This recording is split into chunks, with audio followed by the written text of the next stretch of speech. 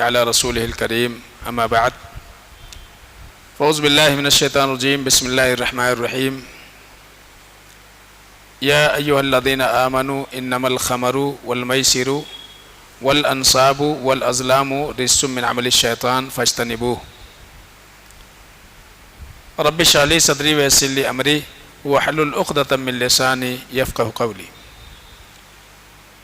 قابل قدر سامعین،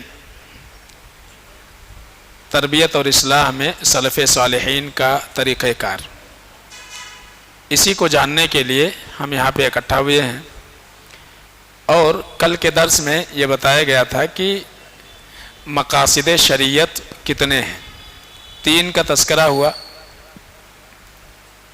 پہلی چیز بگاڑ سے بچنا ہے، نمبر 2 فائدے کو مقدم رکھنا ہے، نمبر 3 اخلاق کو سنوارنا ہے۔ یہی شریعت کا بنیادی مقصد ہے۔ اور اس کے ضمن میں نے یہ ذکر کیا تھا کہ 5 چیزیں ہیں جس پر شریعت کی بنیاد ہے، بلکہ یہ کہا جائے کہ اس کو فقہا نے ضروریات 5 سے تعبیر کیا ہے، یا ضروریات 6۔ بعض فقہا نے 6 چیزوں کا ذکر کیا ہے، اور بعض فقہا نے 5 چیزوں کا ذکر کیا ہے کہ دین کے جتنے بھی احکام و مسائل ہیں، پورا دین اسلام انہیں 6 چیزوں سے گھرا ہوا ہے، اور ان کی حفاظت پر شریعت نے زور دیا ہے۔ اور کل یہ بھی ذکر آیا تھا کہ ہم جو دین اسلام کی پابندی کرتے ہیں، اس سے فائدہ ہمارا ہے، اللہ تعالیٰ کو اس سے کوئی فائدہ پہنچنے والا نہیں ہے۔ تو دین کی پیروی اور دینداری، اس کا فائدہ انسان کو فی نفسی ہی ہوتا ہے۔ اور اسی لیے 2 نمونے آپ کے سامنے آئے تھے، 2 باتیں آئی تھیں کہ آپ غور کریں گے کہ دین کی حفاظت مقدم ہے، عقیدے کی حفاظت مقدم ہے، اور اسی وجہ سے عقیدے کے جو ضد ہیں یا عقیدے سے جو ٹکرانے والی چیزیں ہیں، شریعت نے ان سے بڑی تاکید کے ساتھ روکا ہے۔ جیسے کہ عقیدے کی ضد کیا ہے؟ ایمان کا ضد کیا ہے؟ کفر ہے۔ توحید کا ذکر ہے، شرک ہے، ضد جو ہے شرک ہے۔ اور ایک بڑا گناہ جو ہے قرار دیا گیا، اللہ کے رسول صلی اللہ علیہ وسلم نے اکبر الکبائر میں شرک کو پہلے نمبر پہ رکھا ہے۔ اسی طرح سے دوسری چیز ہے کہ دین اسلام کی پابندی ہم اس لیے کریں کہ اس میں جو ہے ہمارے جان کی حفاظت ہے۔ اب دیکھیے قرآن عزیز کے اندر اللہ فرماتے ہیں وَلَكُمْ فِي الْقِصَاصِ حَيَاتٌ يَا أُولِي الْأَلْبَابِ، اے عقل والو، قصاص جو شریعت میں رکھا گیا ہے یہ کیا ہے؟ اس میں تمہارے لیے زندگی ہے۔ قصاص میں زندگی ہے۔ قصاص مطلب کیا ہے کہ کسی نے قتل کر دیا تو بدلے میں اس کو کیا کیا جائے گا؟ قتل کیا جائے گا۔ یا تو ورثہ معاف کر دیں، ورثہ جو ہے یا تو معاف کر دیں، یا اسی طرح سے دیت لے لیں، اور یا پھر اگر دونوں پہ راضی نہیں ہوتے ہیں تو پھر ایسے وقت میں یہ ہوگا کہ قتل کرنے والے کو قتل کر دیا جائے گا۔ تو اللہ فرماتے ہیں وَلَكُمْ فِي الْقِصَاصِ حَيَاتٌ، تمہارے لیے قصاص کے حکم میں زندگی ہے۔ جہاں بھی اسلامی قانون نافذ ہے آپ وہاں پہ دیکھیں گے کہ وہاں جرائم کا فیصد جو ہے بہت کم ہے، بلکہ نہ ہونے کے برابر ہے۔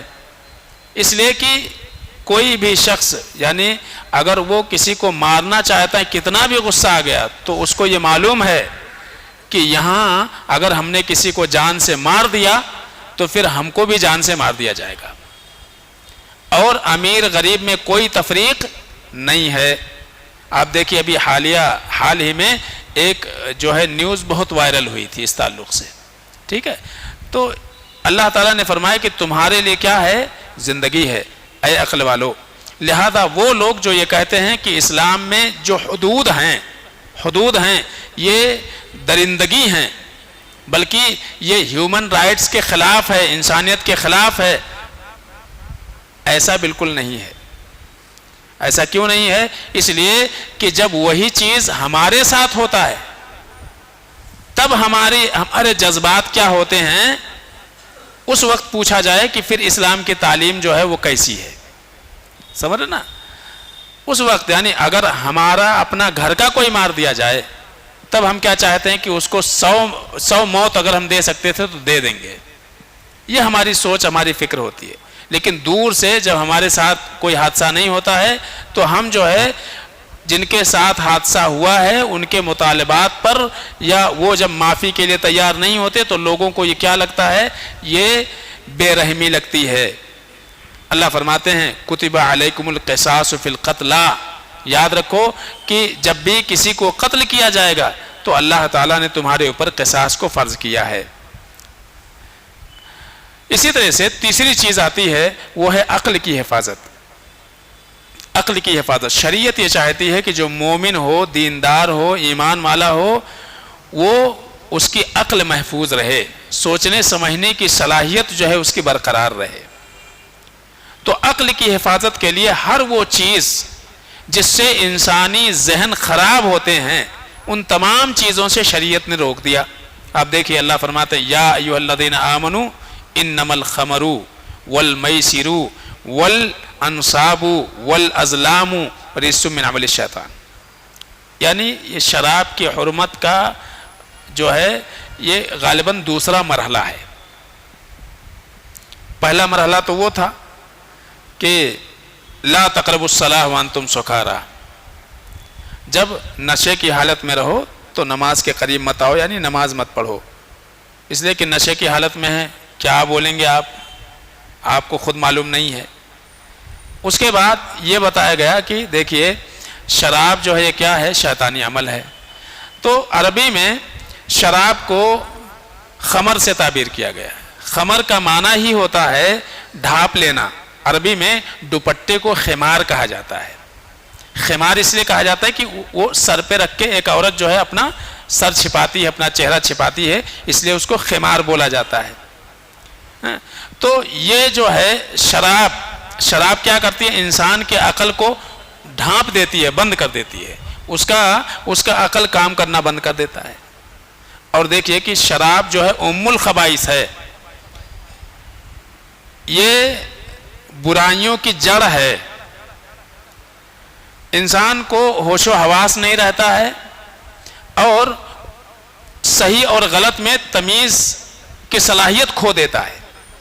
تو اللہ فرماتے ہیں انما الخمر, شراب, میسر, جوا بازی, سٹے بازی, اس سے بھی انسان کا دماغ خراب ہوتا ہے.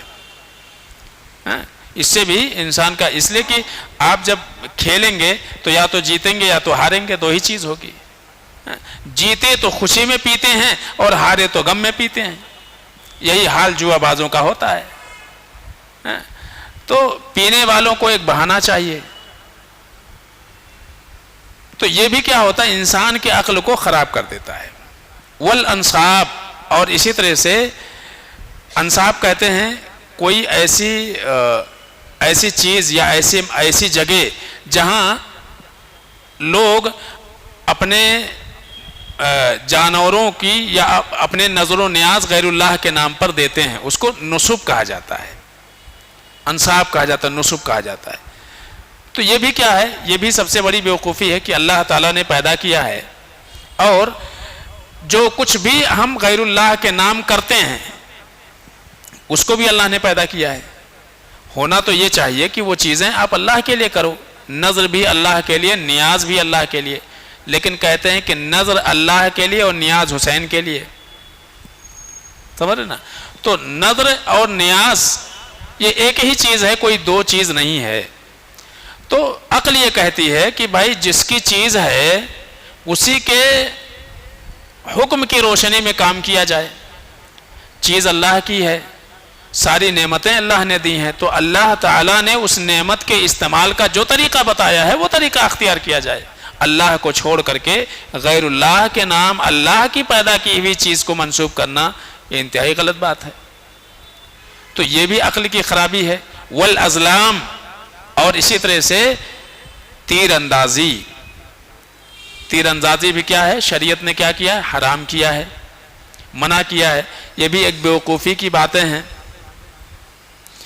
یعنی ایک زمانے میں مکہ والے جو کرتے تھے وہ یہ کرتے تھے کہ انہیں اگر کوئی کام کرنا ہوتا تھا, کہیں سفر پہ جانا ہے یا کوئی کام شروع کرنا ہے، جنگ کے لیے نکلنا ہے، کاروبار کے لیے نکلنا ہے، تو وہ اپنے پجاری کے پاس جاتے تھے، نجومی یا کاہنوں کے پاس جاتے تھے اور ان کو کچھ دان دکشنا دیتے تھے اور ان سے یہ فیصلہ کرواتے تھے کہ ہم فلاں کام کے لیے جا رہے ہیں، ہمارا جانا شبھ ہوگا یا اشبھ ہوگا، بہتر ہوگا یا بہتر نہیں ہوگا، ہم کامیاب ہو کے لوٹیں گے کہ نامراد ہو کر کے لوٹیں گے۔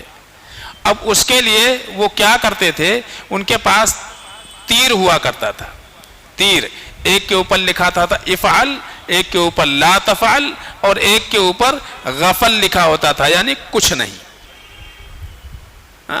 تو اب پیسے رکھو، ہم نکالیں گے۔ اب وہ تینوں تیر مکس کر کے کوئی ایک تیر نکالتا تھا، اگر اس پہ نکل گیا افعل کرو تو بولتا تھا جاؤ آپ کا کام ہو گیا، اور اگر نکلتا تھا لا تفعل تو کہتا تھا آج کا دن شبھ نہیں ہے، کل آؤ پھر دیکھیں گے۔ اور اگر غفل نکلتا تھا تو بولتے تھے کہ اب پھر سے کرو، تو پھر کچھ روپے رکھو، پھر وہ نکالتا تھا۔ اس لیے کہ نہ کرنے کا حکم ہے نہ کرنے کا حکم ہے، خالی آیا تیر، تو پھر سے کرو، تو پھر پیسے رکھو، پھر کرتے ہیں۔ تو یہ طریقہ ہوتا تھا، یہ بھی بے عقلی ہے انسان کی۔ تو اللہ فرماتے ہیں کہ یہ کیا ہے، رجس من عمل الشیطان، یہ شیطانی اعمال ہے پورے، فاجتنبوہ، ان کاموں سے بچو۔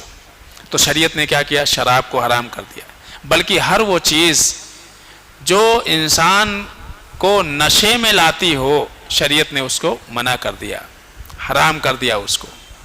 بلکہ اللہ کے نبی صلی اللہ علیہ وسلم نے فرمایا کل مسکرن حرام، ہر وہ چیز جو انسان کو نشے میں لائے وہ کیا ہے، حرام ہے۔ یہاں تک کہ آپ نے یہ بھی کہہ دیا ما اسکرا قلیلہ ما اسکرا کثیرہ فقلیلہ حرام، اگر کسی چیز کی زیادہ مقدار یہ نشے میں لائے تو اس کی تھوڑی مقدار کیا ہے، وہ بھی حرام ہے۔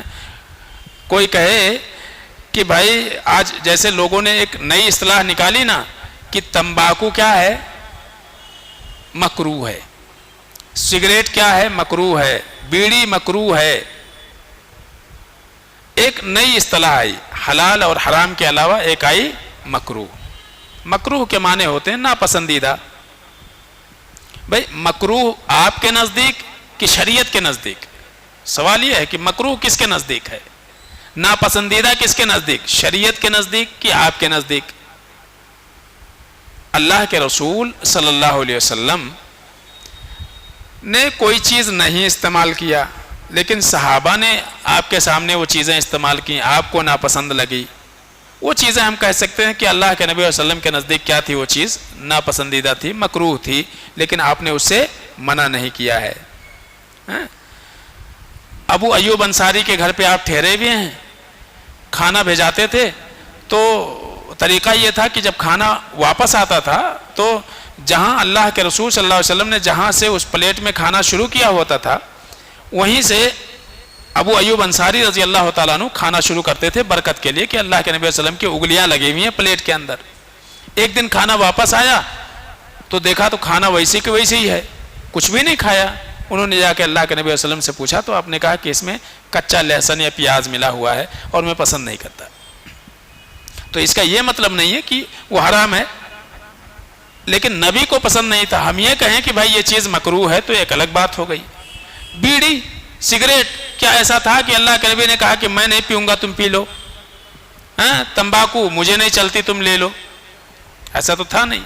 تو ایک نئی اصطلاح اللہ کے نبی فرماتے ما اسکرا کثیرہ فقلیلہ حرام، ہر وہ چیز کہ جس کی زیادہ مقدار نشے میں لائے انسان کو اس کی تھوڑی سی بھی مقدار کیا ہے، حرام ہے۔ تو حلال ہے یا تو حرام ہے، ختم ہو گیا مسئلہ، دو ہی چیز ہے۔ تو شریعت نے خاص طور سے ہر وہ چیز جو انسان کے عقل کو خراب کر دے ان چیزوں سے روک دیا ہوا ہے، عقل کو خراب کر دینا۔ اور اسی لیے آپ دیکھیے کہ شراب کے اوپر حد کا حکم ہے۔ پہلا کیا تھا، دین میں کیا تھا، من بدل دینہ فاقتلوہ، اگر کوئی مرتد ہو گیا تو اس کو مار ڈالو، چھوڑو مت، قتل کر دو۔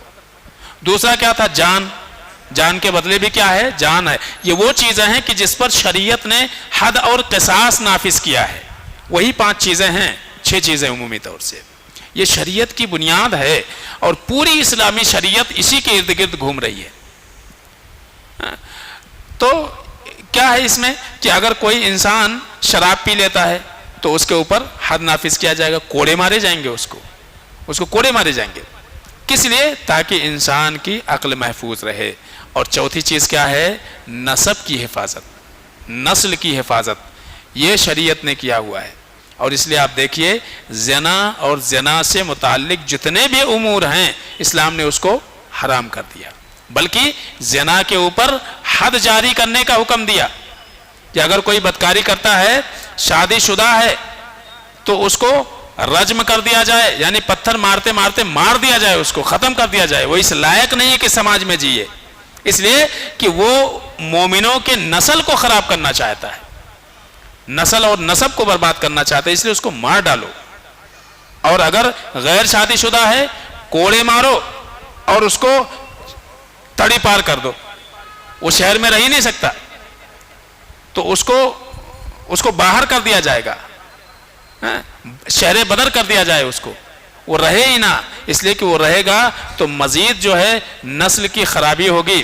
اور خاص طور سے بدکاری سے جو برائیاں جنم لیتی ہیں، بیماریاں تو اپنی جگہ پر ہیں، اس کے علاوہ بھی کیا ہوتا ہے کہ بدکاری کی وجہ سے نسل خراب ہوا، بچے کی پیدائش مان لو ہو گئی، ولادت ہو گئی، اب وہ بچہ وارث کس کا ہوگا؟ یہ سب سے بڑا مسئلہ اٹھتا ہے. اس کے وراثت کا مسئلہ، اس کے تربیت کا مسئلہ، اس کے تعلیم کا مسئلہ، نشو نما کا مسئلہ، بہت سارے مسئلے کھڑے ہوتے ہیں. اور سماج میں اس کو جس نگاہ سے دیکھا جاتا ہے، اس کی اپنی عزت، اس کی کیا غلطی ہے بچے کی، لیکن سماج میں اس کی کوئی عزت نہیں ہوتی ہے، اس کے انا کو ہمیشہ ٹھیس پہنچتا ہے. اس سے اس کے ذہن میں سماج اور معاشرے کے افراد کے تعلق سے نفرت پیدا ہوتی ہے، اور وہی نفرت کیا ہو جاتی ہے؟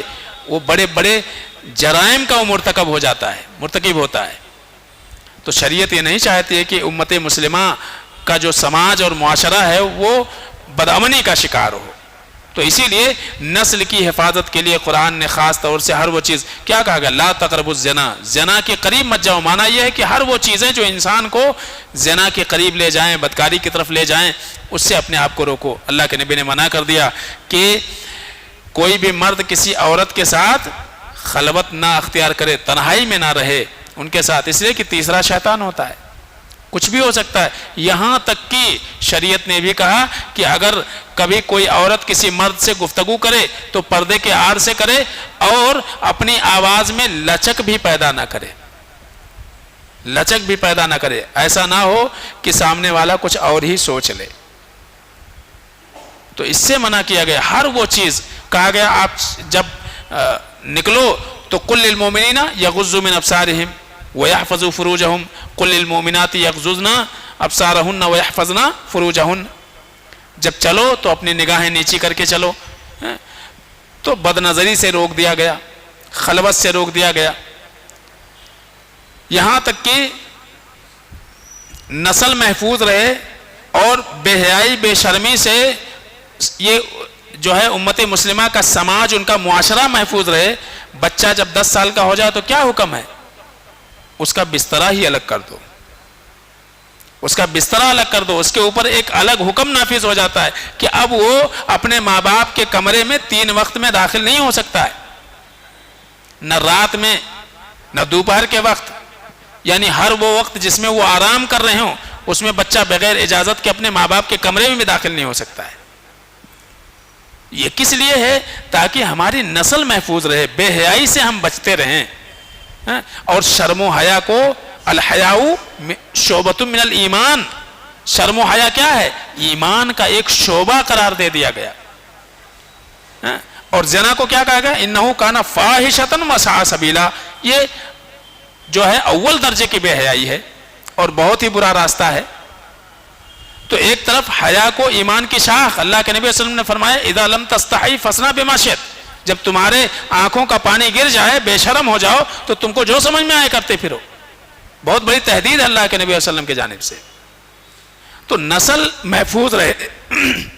اللہ فرماتے ہیں الزانیۃ والزانی فجلدوا کل واحد منہما مئۃ جلدۃ، اگر غیر شادی شدہ ہیں اور بدکاری کرتے ہیں تو 100 کوڑے مارو اور اس کے بعد ان کو شہر بدر کر دو، باہر نکال دو۔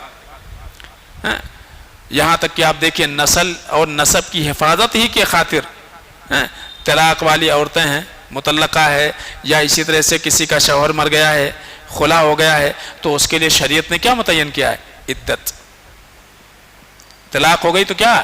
اب وہ عورت عدت میں رہے 3 مہینہ۔ کیوں 3 مہینے عدت کے لیے کہا گیا؟ ممکن ہے کہ عین آخری دن جس دن اس نے طلاق دیا ہے، اگر اپنی بیوی سے ہم بستری کیا ہوگا تو 3 مہینے میں اس کا حمل ظاہر ہو جائے گا، تو پتہ چل جائے گا کہ بچہ ہے کس کا۔ ورنہ طلاق کے فوراً بعد نکاح کی اجازت شریعت دے دیتی تھی کہ طلاق ہو گیا، ختم، شوہر بیوی کے درمیان جدائی ہو گیا، اب دوسرا نکاح کر لو۔ لیکن ہوتا اس سے کہ ممکن ہے کہ پہلے شوہر سے حمل ٹھہر گیا ہو اور اب شادی کے بعد جو ہے بچہ پیدا ہو رہا ہے تو مشکوک ہے، اب یعنی وہ بچہ منسوب کس کی طرف ہو، اس نئے شوہر کی طرف یا جو ہے اپنے پرانے باپ کی طرف جو پہلے اس کا شوہر تھا۔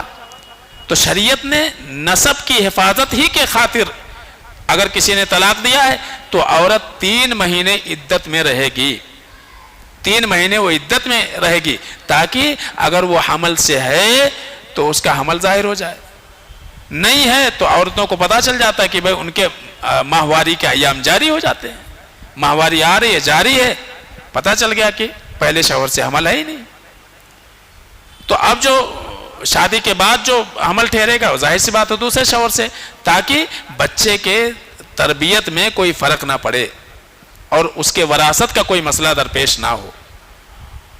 اور اسی طرح سے جو اگر کوئی کسی کا شوہر کا انتقال ہو گیا تو اللہ فرماتے والذین یتوفون منکم ویذرون ازواجا یتربصن بانفسہن 4 اشہر وعشرا، تو کم سے کم وہ 4 مہینے 10 دن انتظار کریں۔ کسی کے شوہر کا انتقال ہو گیا 4 مہینے 10 دن تک وہ انتظار کریں، وہ عدت میں رہیں گی۔ تو یہ خاص طور سے تقریباً 40 دن جو بڑھایا گیا یہ صرف اور صرف غم ہلکا ہو جائے۔ ایک ہوتا ہے کہ بھائی ٹھیک ہے طلاق ہو گیا، اس کا ایک الگ مسئلہ، جھگڑے لڑائی کے بعد جو ہے شوہروں کے درمیان جدائی بھی ہے، یہ غم بھلانا آسان ہوتا ہے۔ لیکن ایک شوہر جس کے ساتھ لگاؤ تھا، تعلقات تھے، وہی چلے گیا تو وہ غم ذرا لمبا ہوتا ہے، تو شریعت نے باقاعدہ 4 مہینہ 10 دن موقع دیا ایک عورت کو، تاکہ رحم کا بھی معاملہ واضح ہو جائے اور اس عورت کا غم بھی ہلکا ہو جائے۔ تو 4 مہینہ یہ ساری چیزیں کیا ہیں، اور اس کے بعد خاص طور سے وَأُولَاتُ الْأَحْمَالِ أَجَلَهُنَّ أَن يَضَعْنَ حَمْلَهُنَّ۔ اب دیکھیے اگر یہ 3 مہینے 4 مہینے جو شرط لگائی گئی، کیا مقصود ہے اس کے پیچھے؟ حمل، تاکہ نسب خراب نہ ہو، نسل خراب نہ ہو۔ اسی لیے کہا گیا کہ اگر کوئی عورت مطلقہ ہے یا کسی کے شوہر کا انتقال ہو گیا ہے، وہ پہلے سے حاملہ تھی، جیسے ہی وضع حمل ہوا ویسے جو ہے وہ اب آزاد ہو جاتی ہے، اب وہ عدت میں نہیں بچتی ہے۔ کیوں؟ جو اصل مسئلہ تھا شریعت کا، جو مقصود تھا نسل کی حفاظت، وہ ختم ہو گیا مسئلہ۔ تو اب اس کو 4 مہینے 3 مہینے انتظار کرنے کی ضرورت۔ آج شوہر کا انتقال ہوا، دوسرے دن ولادت ہو گئی، وہ آزاد ہو گئی عورت، ختم، اس کی عدت ختم ہو گئی۔ ایک عورت ہے مطلقہ ہے، طلاق دے دیا شوہر نے، 15-20 دن کے بعد جو ہے ولادت ہو گئی، اب اس کو 4 مہینے انتظار کرنے کی ضرورت نہیں ہے، 3 مہینے انتظار کرنے کی ضرورت نہیں ہے، ختم۔ اس کے ولادت کے ساتھ ہی، پیدائش کے ساتھ ہی اس کی عدت ختم ہو جاتی ہے۔ تو یہ جو 3 مہینے اور 4 مہینے 10 دن عدت رکھی گئی، کس لیے؟ تاکہ نسل محفوظ رہے۔ تو یہ ہو گئی چوتھی چیز ہے۔ پھر انشاءاللہ اور باتیں آپ کے سامنے رکھنے کی کوشش کروں گا۔ اللہ سے دعا ہے کہ العالمین ہم سب کو سمجھنے عمل کرنے کی توفیق عطا فرمائے، آمین یا رب العالمین۔